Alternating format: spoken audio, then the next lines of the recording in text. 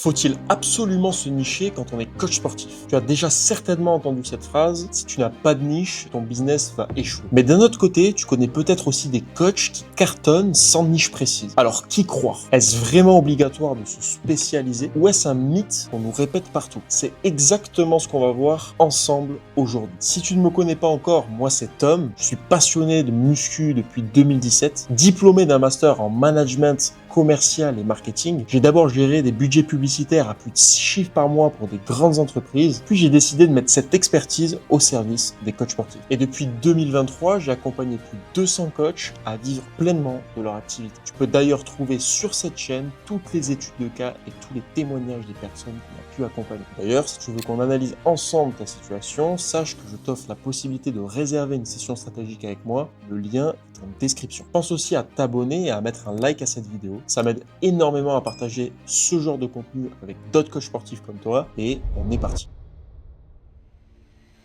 Donc, dans cette vidéo, tu vas découvrir pourquoi la niche est devenue un sujet central chez les coachs sportifs, dans quel cas c'est un vrai levier de réussite et dans quel cas tu peux très bien t'en passer, et surtout comment savoir si toi, aujourd'hui, tu as besoin de te nicher.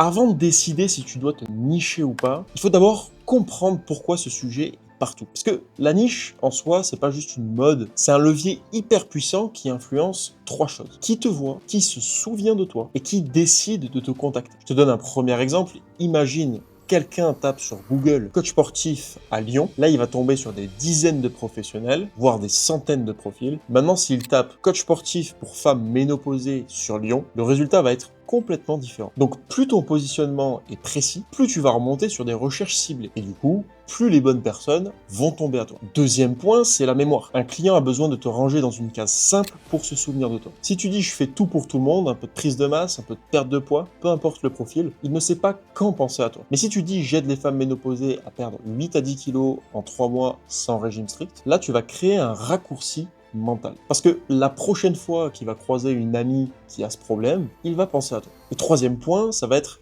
la conversion. Plus ton message va être précis, plus la personne va se dire « Ok, ça c'est pour moi ». Alors attention, ça ne veut pas dire que tu dois absolument avoir une niche. Par exemple, en présentiel, tu peux remplir ton agenda sans forcément te spécialiser. Parce que là, c'est surtout ta zone géographique qui va te nicher mine de rien. D'accord? Tu es dans un rayon en fait. Tu peux pas aller chercher au-delà. Et donc, si dans ce rayon-là, tu vas trop sous-nicher ton service, tu risques finalement de ne cibler personne. Par contre, en ligne, si tu n'as pas d'angle clair, de niche précise, c'est quasiment mission impossible. Donc tu vois, la niche, c'est pas juste une case à cocher. C'est un sujet central parce que ça influence directement ta visibilité, ta mémorisation et ta conversion. Et maintenant, on va voir dans quel cas précis la niche devient un vrai accélérateur. Et dans quel cas tu peux très bien t'en passer.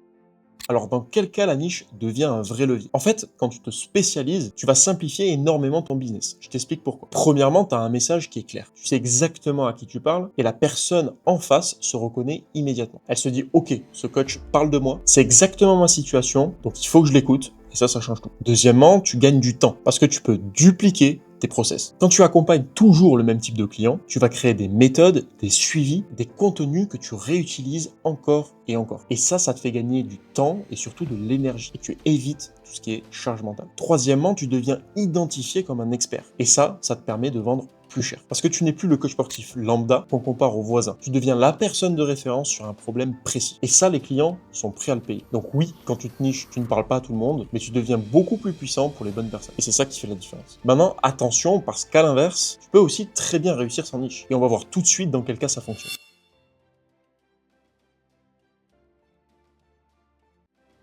Alors, il y a un cas où tu n'as pas forcément besoin de te spécialiser, du moins ultra spécialisé. Et ça, c'est quand tu travailles en présentiel. Simplement se nicher sur le type de service, c'est-à-dire perte de poids, la prise de masse, va suffire. Pas obligé d'aller cibler un public ultra précis. Pourquoi? Tout simplement parce que ta niche, ça va être déjà la taille de ton audience, c'est-à-dire la taille de ta ville, de ta zone de chalandise. Je m'explique. Si tu es dans une ville moyenne, tu n'as pas des centaines de milliers de personnes autour de toi. Ton marché, il est déjà limité par la géographie. Donc si tu décides en plus de te nicher, comme je le disais, sur un segment ultra précis, par exemple les mamans entrepreneuses ménopausées, bah tu réduis ton marché à presque zéro. Et forcément, tu n'auras plus assez de prospects pour faire tourner sereinement ton activité. Alors ça veut pas dire que tu peux pas te spécialiser en présentiel non plus, mais il faut rester sur un angle assez large. Par exemple, perte de poids, c'est très bien, comme je le disais. Mais perte de poids uniquement post-grossesse dans une ville de 30 000 habitants, ça risque d'être un peu short. Disons que tu risques d'avoir très peu de demandes et au final, tu risques de plafonner à un moment donné. Donc en présentiel, tu peux très bien réussir sans niche parce que la taille de ton audience te niche naturellement. Et si tu veux te spécialiser, choisis un positionnement assez large pour ne pas te bloquer. Mais attention, en ligne, c'est complètement différent. Là, tu n'es plus en concurrence avec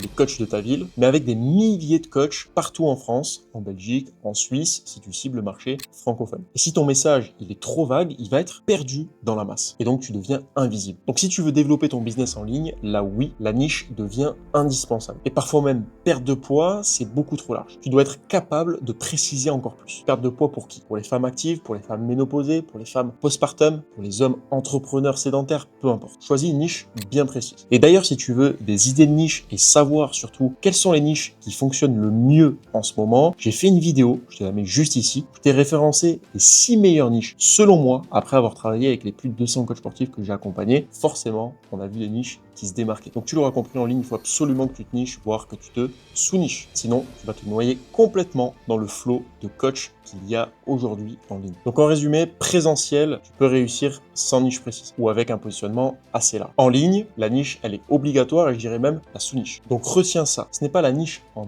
elle-même qui compte, c'est ta capacité à adapter ta stratégie à ton contexte. Présentiel ou online, c'est ça principalement qui va guider ta décision. Et si tu veux qu'on analyse ensemble ta situation, voir si tu dois te spécialiser ou non, et surtout comment mettre en place la bonne stratégie dans ton activité pour avoir plus de clients, je t'offre une session stratégique, le lien est en description de cette vidéo. Tu sélectionnes le créneau qui te correspond et on se prendra 45 minutes pour faire le point ensemble. Et bien sûr, abonne-toi à cette chaîne si tu as envie de voir plus de contenu sur comment développer ton activité de coach sportif, que ce soit en présentiel ou en ligne. Donc à très vite, c'était Tom, on se retrouve dans une autre vidéo.